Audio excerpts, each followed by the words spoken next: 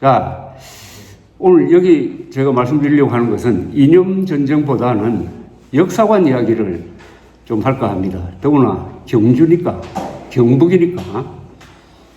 저도 고향이 여기서 가까워요. 청송입니다, 청송. 요 뭐 산 하나 넘어가면은 고향인데, 저도 6.25 참전용사입니다. 6.25 났을 때 제가 한국 나이로 6살이었어요. 우리 마을에 북한군이 들어왔습니다. 그 들어오던 장면이 눈에 생생합니다. 아주 도무당당하게 들어왔어요. 그러다가 우리 마을에 폭격이 있었어요. 그때 유엔군이 폭격을 하는데 비행기를 타고 밑에서 내리다 보면은 우리나라 마을이 비슷비슷합니다. 우리 마을에는 인민군이 한 사람도 없었는데 윗마을에 인민군이 있었어요. 근데 위에서 보면 똑같아요. 교회 하나 있고 큰 나무 하나 있고, 그러니까 우리 마을을 들이다 한 30분 동안 폭격해가지고 죽는 사람 많고, 저는 담배 말리는 창고에 들어갔다가 연기 때문에 죽을 뻔했습니다. 그런데 제가 지금까지 기자 생활을 52년째 하고 있습니다. 1971년부터 기자 생활을 했습니다. 52년째, 지금도 마감 시간이 저는 있습니다. 기자 생활하면서 일간지, 사회부 기자, 경찰 출입 기자로 하다가, 그 다음에 제가 3분 신문사에서 쫓겨났어요. 맨 처음에는 요 지역하고 관계가 있습니다. 포항에서 석유가 나왔다고 하는 이야기 들어보셨어요? 예. 그게 언젠지 아십니까? 7광구는 아니고요. 7광구는 바다고. 1976년 1월 박정희 대통령이 기자회견을 하면서 포항에서 양질의 석유가 발견됐습니다 했습니다. 그러니까 산유국이 되었다고 막 야단났다고요. 근데 제가 취재를 해보니까 이 석유 경제성이 없다는 판단을 했습니다, 제가. 그래서 그런 글을 썼더니 제가 정보부에 끌려가서 조사받고 해가지고 우리 정부 방침하고 다르다 해가지고 제가 그때 신문사에서 쫓겨났어요. 한 1년 동안 국제상사란 회사에서 일하다가 정보부장이 바뀌어가지고 신직수 정보부장이 나가고 김재규 정보부장이 들어오니까 모른 척 할 테니까 들어오라 해가지고 다시 신문사에 제가 들어갔습니다. 근데 그 뒤에 결국 경제성이 없었습니다. 근데 그 포항에 가보면은 그때 구멍 뚫었던 데가 아직 남아있는지 모르겠는데. 여기 아파트 들었었습니다. 그렇습니까? 예.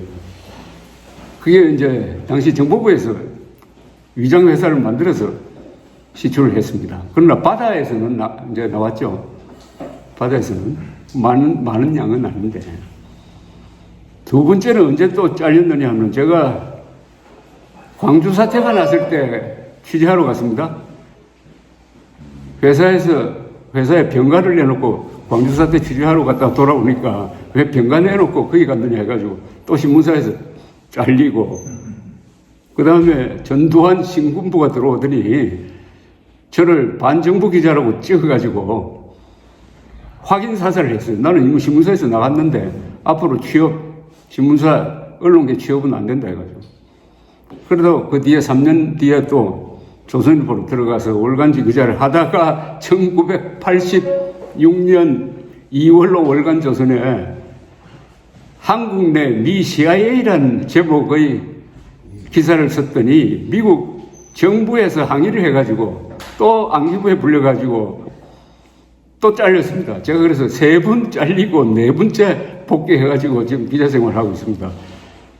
그런데 저를 자른 박정희, 전두환 두 대통령을 지금 열심히 변호를 하고 있습니다. 변호를.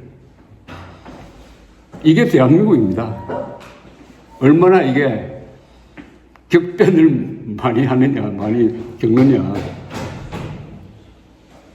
그런데 제가 이 경주 이 지역에 대해서 특별한 인연이 있습니다. 경주 그 천마총 아시죠? 네. 천마총 발굴 언제 했는지 아세요? 몇 년도? 74년도. 74년. 73년. 73년에. 예, 그때는 그게 155호 고분입니다. 그리고 그 옆에 있는 황남 대총, 그건 그때는 98호 고분이라고 불렸어요. 그때는 발굴을 안 해가지고 번호로 썼죠. 문화부 기자 시절입니다. 그 발굴할 때 취재를 해가지고 금관 나오고 뭐 할 때 전국이 떠들썩 했습니다. 그래서 저는 경주와 인연이 많아요. 또 경주를 매우 좋아합니다. 경주 올 때마다 가는 데가 딱 정해져 있습니다. 서악고분군을 갑니다. 저는 서악고분군. 우리나라에서 최고 명당이 거기죠. 서악고분군 딱 들어가면 태종무일왕릉이 제일 앞에 있는데 거기 서서 딱 보면은 그 지역이 바로 좌청룡 우백호 아닙니까? 그 이발소에 그는 그림 있잖아요. 딱 그거 아닙니까? 구도가 완벽하지. 그리고 태종무일왕릉 뒤로 고분이 4개 있죠. 그리고 일렬로 5개. 그 한 바퀴를 도는 여름에도 좋고 가을에도 좋고 겨울에도 좋고 최고의 산책 코스고 그 한 바퀴 돌면은 길을 받는 것 같은 느낌을 받습니다. 또 거기서 조금 나오자마자 오른쪽에 김인문 등이 있습니다. 김인문. 우리 삼국통일에서 3대 주역이 태종무일왕, 문무왕, 김유신이죠. 또 한 사람 더 꼽으면 김민문을 꼽아야 됩니다. 김민문은 문무왕 김범린의 동생이었습니다. 이 사람이 당나라 조정에 있으면서 정보를 수집해가지고 신라로 많이 보내주었는데 아주 마음고생을 많이 했습니다. 문무왕을 제키기 위해서 당나라가 김인문을 신라왕으로 임명해가지고 보내려고 하다가 나중에 달라졌습니다만 그래서 삼국통일의 내 영웅이죠. 그 다음에 저는 그걸 구경한 다음에 어딜 가느냐.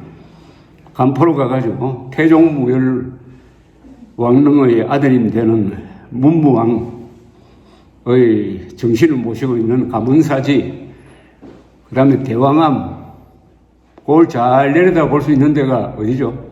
이견대. 이견대 뒤에 그 마당을 잡아가지고 김석기 의원께서 문무왕 그 유언을 거기 새겼다고 그러더라고요. 내일 가볼 생각인데 정말 잘했습니다.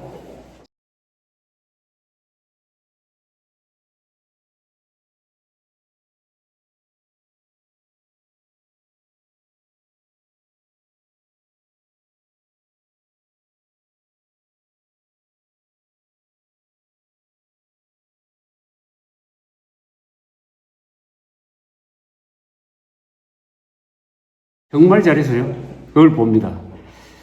그러면서 제가 여러 번 이야기합니다. 경주시장한테도 이야기하고 경주와 인연까지 있는 사람들한테 이야기하는데 민족사의 정통성을 놓고 지금 남북한이 대결을 하고 있는데 북한은 당군능이라는 걸 완전히 조작을 해가지고 그게 5천 몇백 년 전에 만들었다는 거 완전히 거짓말입니다.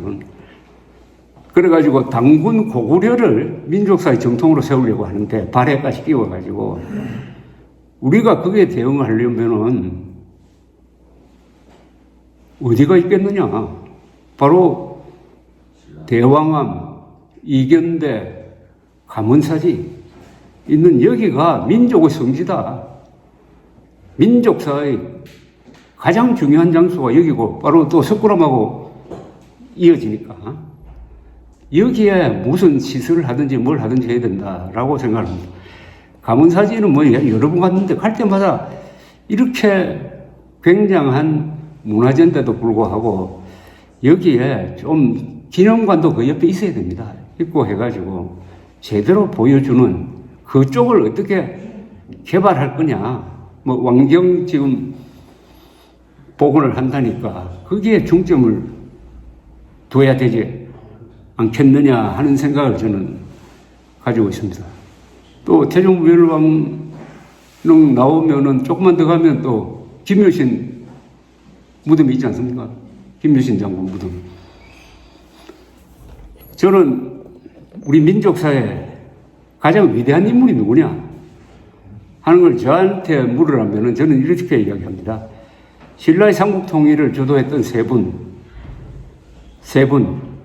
태종부열왕, 문무왕, 김효신 중에 한 분이 될 것이다. 삼국사기를 들여다보면 말이죠. 삼국사기는 김부식, 삼국사기를 들여다 읽어보면은, 김부식은 김유신을 최고 인물로 보았구나 하는 걸 느낄 수가 있습니다. 열전 부분에 김유신 부분이 상중하인데 이게 단편소설 정도로 길어요. 그래서 여러분들이 아는 김유신에 대한 지식이 참 많습니다.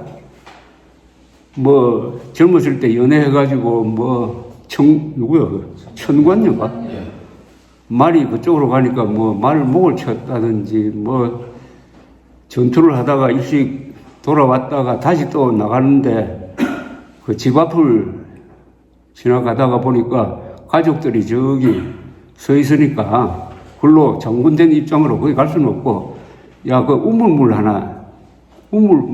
떠오라 해가지고 우물물을 마시면서 물맛이 변치 않았구나 하는 그런 이야기라든지 김유신 이야기는 그냥 생생합니다. 그래서 우리가 알고 있는 김유신은 저 멀리 있는 사람이 아니고 굉장히 가깝게 느껴집니다. 왜 그럴까요? 김부식이 삼국소기를 쓸 때 다른 사람보다 지면 배분을 많이 했다고. 그건 뭐냐? 이분이 민족사의 최고 인물이다. 라고 생각했다는 겁니다.